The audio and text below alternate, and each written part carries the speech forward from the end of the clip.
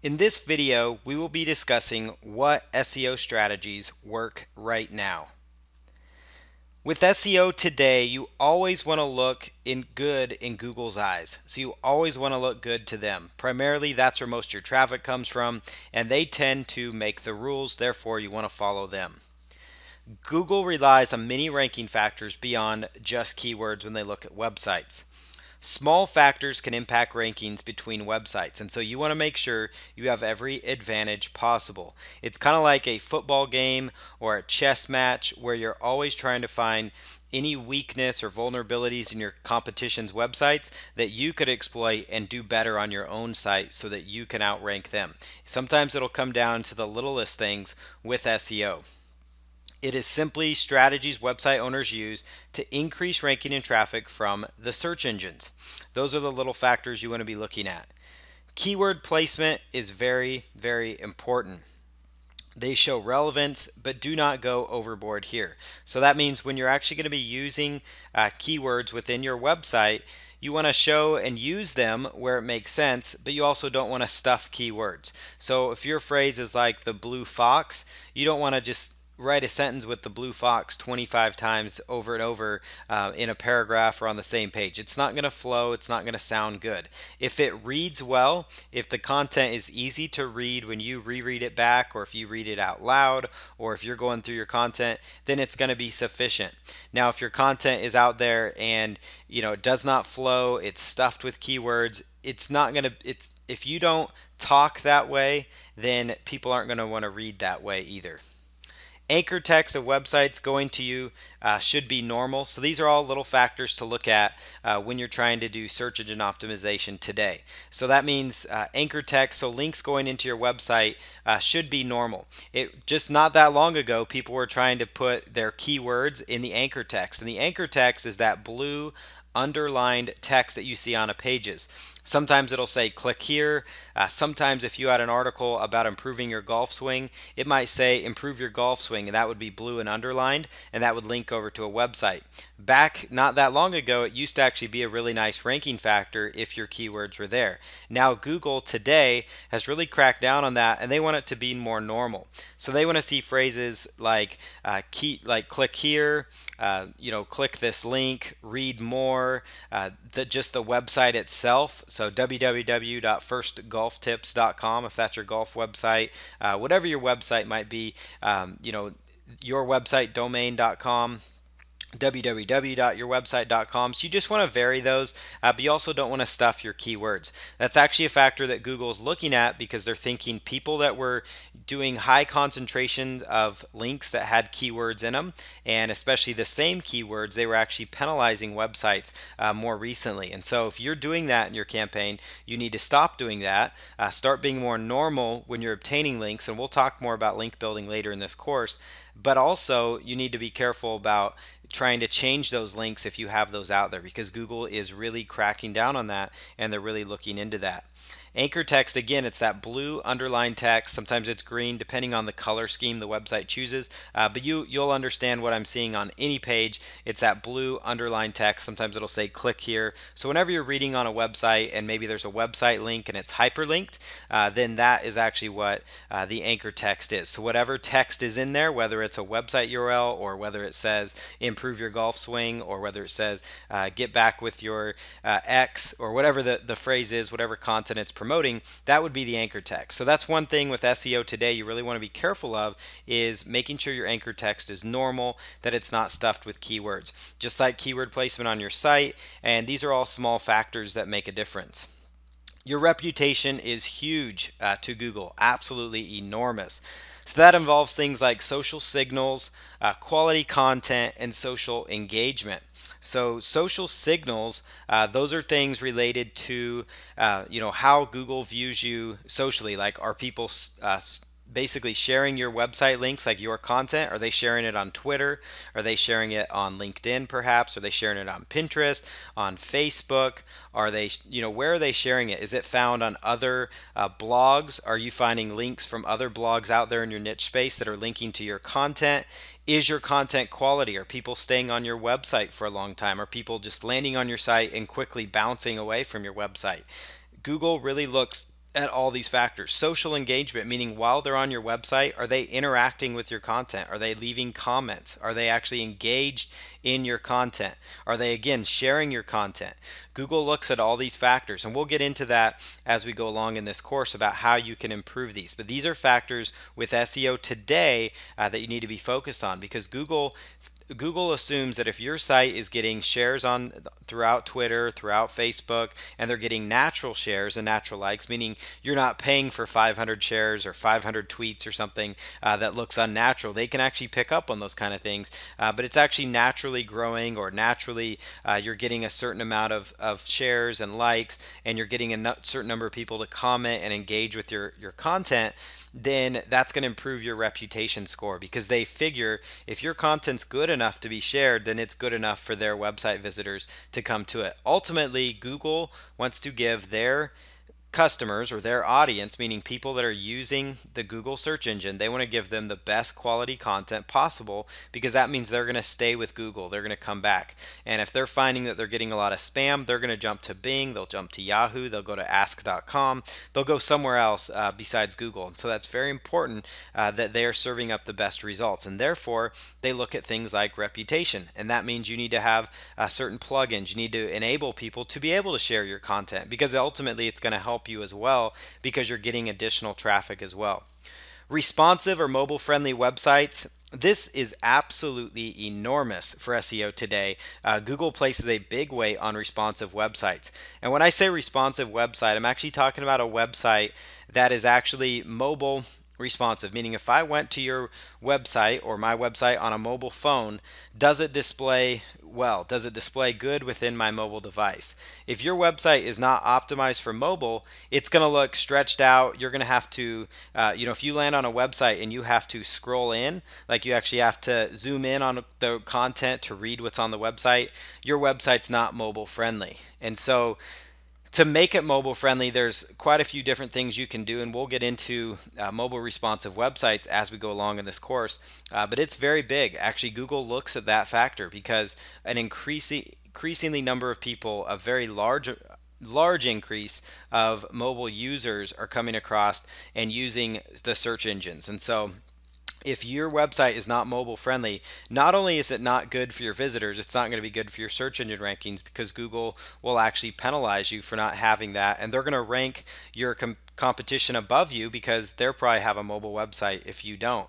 Not to mention, it's not a good experience for your website visitors. You want to give your website visitors the best experience possible, because at the end of the day, if they have a good experience, if they're able to easily digest your content, they're going to hang around with you. They're more likely to engage with your content, share your content, maybe write a comment, which helps your reputation score as well. And you want them to stay around, because they might opt into your list, they might purchase through your affiliate link, they might buy one of your products. There's all sorts of things they can do if they stay around. Now, if they land on your site on a phone, which a lot of people have mobile phones out there, it's a huge industry now. In fact, a lot of people, the majority of web searches are slowly going in that direction, where they're starting to be on mobile devices. And so you're going to lose a big chunk of your audience if you're not mobile friendly. And it also happens to be an SEO ranking factor. Use Google Analytics to remove pages getting high bounce rates. That's another thing you can do today. So using the Google Analytics tool, it's a great piece of software. It's a simple code that you can actually put on your website, and what it will do is it will actually let you know, like, what pages on your website are people engaging with, meaning are they staying around, are they reading this content? And that tells you multiple factors. It'll tell you things like, well, maybe I should improve the content on this page, or maybe this content is no good. One thing that you want to look at when you're actually doing this evaluation of your content is look at your pages getting 90% to 100% bounce rate. You might be surprised. There are probably some pages on your website that people are actually not even really staying on, meaning they're just landing on that page and they're bouncing off of it.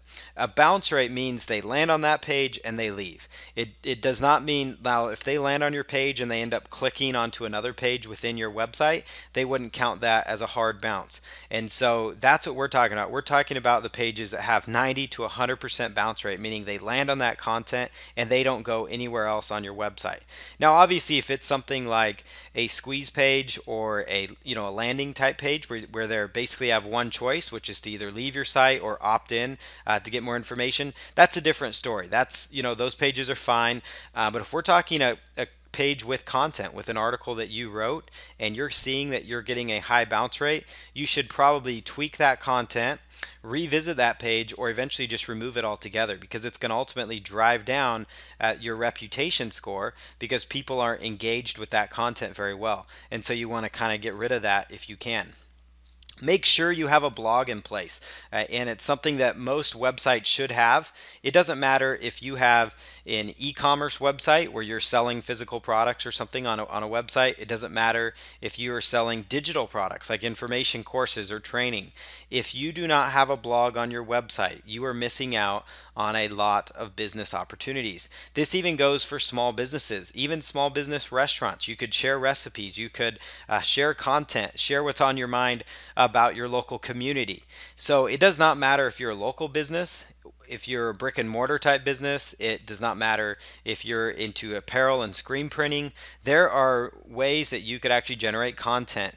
Even people that target senior citizens. I've actually seen quality blogs on websites, related to, how things like wheelchairs and things of that nature. You can create content around what your audience wants based on the products that you're carrying. So let's say, for example, you're selling survival gear. You could do a blog all about survival tips, things to survive out in the wild, or survive if the economy crashes, or whatever the case might be. You could do blogs about that and then recommend them into products. Having a blog creates link building opportunities, and it improves the freshness of your website. Now, if you already have a blog in place, this is also, kind of hopefully this spurs you in the direction of wanting to do more with your blog, meaning add more content to it, because that's going to increase link building opportunities from social shares. Because when you have a blog that has articles and content, there's a chance people could share it. If you have quality enough content, meaning you have a good list of resources or really good content, there's a good chance somebody may link to it, or that you could actually approach people and say, hey, I've got this really great resource, you might want to add it, and I think your audience will appreciate it. So there's link building opportunities. With SEO today, website load time is also very important. As we've already pointed out, user experience is very important to Google, and it should also be important to you, because if your customers and your visitors are not having a good experience on your website, meaning it doesn't look good on their mobile devices, it's slow to load, you're going to lose people. End of story. You're going to lose people. And so therefore, your website load time is extremely important to your SEO strategy. So you want to look at your website load and how to improve that. You want to incorporate, encourage, and improve social sharing. We talked about that with the reputation part, and that means having buttons for Facebook, for Twitter, for Google+, for LinkedIn, where it makes sense, maybe Pinterest if you have a website that's heavy on images. Aim for above the fold sharing. And when I say above the fold sharing, I'm referring to when people land on your website, if they have to scroll to the bottom of your website to find out your social media links, then it's actually a problem, because you're not going to get the kind of engagement you're looking for. It does not mean you can't have those things at the bottom of a page, but you should also have them near the top of an article. And so once they finish the article, then they could easily share it as well. But you also want to make sure when people land on your page, if they're having to scroll, or if you go to your website and you're having to scroll to look for these social sharing buttons, you're actually hurting yourself, and you're hurting your chances of getting social sharing out there, because social sharing is a big part, and you want to incorporate and encourage that. You could use social sharing plugins if you have a WordPress site. One example of a plugin that's been around for a while, it's called the Dig plugin, and there's many others out there besides just this Dig plugin that do this. Add This is another tool. It has social sharing tools that you could add to any basic HTML website. You could also incorporate it in with a WordPress site, and it's just called Add This. You could also do a search for plugins on WordPress and type in social media plugins. You could type in top social plugins for 2014 or 2015 if you want to find the most latest and up-to-date ones from top bloggers.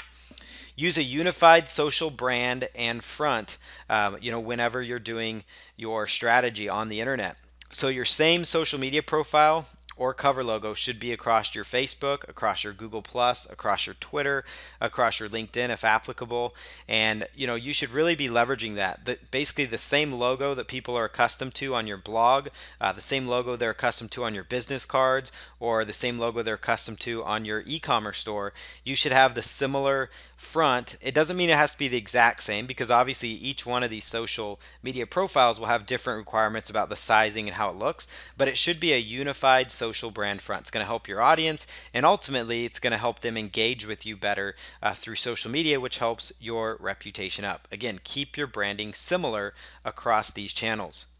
Creating engaging content. This one's absolutely huge, and this is where if you have a blog, it's going to make it a lot easier for you to create it, because a tool like WordPress makes creating content super simple. And what we're covering here again are all SEO strategies that work well today. And engaging content, this means content that gets people excited, that people want to share. Remember in the last slide I just talked about, for example, if you were looking for a social sharing plugin, you could actually Google search the phrase top social sharing plugins. That is a perfect example of engaging quality content. And the reason it is because if you're searching for that, like top let's say top plugins or top social sharing plugins, that would be a great article. Or the top, things like, the top 10 ways to get back with your ex, or the top 10 ways to improve your golf game, the top 5 diet methods that are working now, the top 6 exercises you can do from home. Those kind of things do well. Curating content from top sources. So that means going out to top sites, maybe Yahoo News, other sources, finding quality articles from the big players in your niche. If you have a golfing website, we're going to kind of use golf as an example throughout this course, just because it's a big niche market and it's easy for people to relate to. And so if you had a golf website, you could go out to golfmagazine.com, maybe the golfchannel.com. They have a big website, and you could actually find an article from one of their golf pros, and you could share that article on your site. But what you could actually do is you could add your own opinion. That's where the curation part comes from. So you could maybe take a quote or a snippet from that article, link over to that article so you're not, plagiarizing it, but then you write a paragraph or two describing how you feel about this article, what your opinion is on this workout they're recommending, what your opinion is on these golf courses that maybe they're recommending. You could also go around to the top golfing articles in your niche, the top weight loss articles, the top fitness articles. Go around on the internet, maybe compile 25 different resources, really quality exercises, quality things that would help people improve their golf game, that would help people improve their finances, help people do whatever it is your niche is about. Compile 25 resources, 25 super quality articles, and then you do an article that says, hey, here are the top 25 ways that you can, these are the top 25 weight loss tips. And what you could do is do a post based on that. And you could, again, link to each one of these articles that you have found. And then you could actually contact each one of these 25 people and say, hey, I mentioned your website on my blog. Would you consider sharing this to your followers? And then they could go around, share it on their social media. They may not all do it, but some will. They may link to it from their website.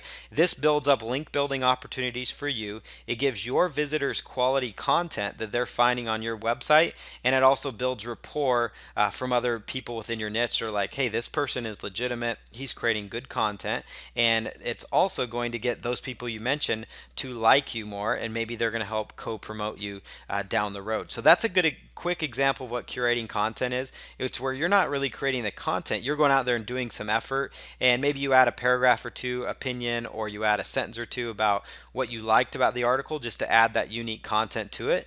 So it's not just a list, but it also helps because it gives people a resource. People love resources, and they love to be able to find that. So that's a great example of creating engaging content by curation.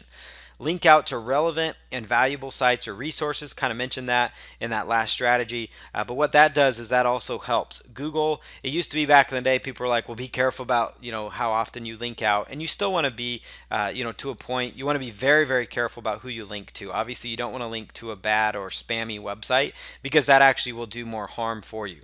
You want to link to quality websites that have good content. You want to link to websites that you find showing up in Google. It's basically helps. It's like these links kind of help make the internet go around, and Google appreciates that when you're sharing relevant sources, as do your website visitors. create top 5, top 7, top 10 lists, top 25 lists, top 100 lists. You could do an article, top 50 ways to make extra money, top 50 ways to make extra money before Christmas. Whatever time of year you're in, you could do that. Top 101 website traffic strategies. So these kind of things get people excited. They're going to want to land on that resource. Encourage guest posters for unique articles, and you want to be very choosy here. You want to make sure it's from a quality source. You want to make sure the website that maybe they have or that they own is a quality website, and this could be something where it's more like an invite only. You want to be careful about just throwing up on your site that you're looking for guest bloggers, because that can invite all kinds of people that just want to get exposure from your site. So you want to be very choosy here, but you could go out to people that have good quality blogs in your niche and say, hey, look, I noticed the kind of quality you put out. Would you be interested in writing an article for my visitors? You want to make sure it's a unique article, but if it's a quality person, then it's going to really help you, and it's a win-win because they get exposure to your audience. Embed videos from YouTube and put in your own input. Now again, you want to combine all of these engaging content strategies when you're doing your SEO. You don't want to just do one of these. So you don't want to have a website that's just of embedded YouTube videos with your reviews. You want to have websites that have embedded YouTube videos, that have infographics, that have curated top resources, that have your own articles or how-to articles. Things like, like WikiHow or eHow. Those kind of websites do really well because it's like 7 steps on how to do stuff, or 10 steps, or 6 steps, whatever the case is. 6 steps to list your product on eBay. All these how-to type articles do very well also. Include your own videos. Create your own videos. Maybe incorporate, if you have a podcast, link to your audio on there. These are all ways to get all kinds of different content. So you've got audio content, video content, graphics content, lists, you've got curated content. These are all elements to creating an engaging content that's going to get people to come back to you. Again, you don't have to do all this at once. You could do maybe a post a week or a couple really good posts per month, and then work hard on promoting those posts. Create content that interests your target market. You know what kind of things they want. You could go out to Yahoo Answers and see what kinds of questions they're asking related to your niche. You can find out what your audience wants, and you could do that. Resource list. You could also consider outsourcing your content. If the content part of things is just too much for you, then you could outsource it. Now, you want to be careful here because you don't want to just hire any writer that's not maybe good at speaking English or writing in English. If that's what language your website is in, then you want to really focus on quality writers that are familiar with the language, that do good work, and you want to review their resources and work that they've done before. iWriter.com, you can actually find some really good writers on there. There's a pile of them on there. Freelancer.com has a bunch. Another source called onlinejobs.ph, it's out there. It's another source. It's a paid source, but you can actually find some good writers from the Philippines area that are actually English speakers that have gone through English courses, and you could again review what kind of content they've done. You don't want to just hire anybody, but you want to be careful. Odesk.com is another one that you could easily outsource. Freelance writing gigs, it's another website where you could post your writing projects. Any website like freelancer.com, Odesk, again, you want to vet them out. You want to see what kind of products or content they've created in the past, and you want to make sure you give them examples of other blogs or other websites in your niche and say, this is the kind of content that I want you to create. Be very specific about their task, and make sure you let them know, hey, I want you to use images within your content, because images is another key factor for having engaging content. Because if you have good images, then you could share that content on Pinterest. That means when that article gets shared on Facebook, it may pull in that image, which is going to help it as well, get more social searches, more social likes or social shares. Those things again are going to help your reputation score and overall help your traffic, because that's what we're all after. In the next video, we're going to talk about understanding search results so you get a better idea of how the search engines are working.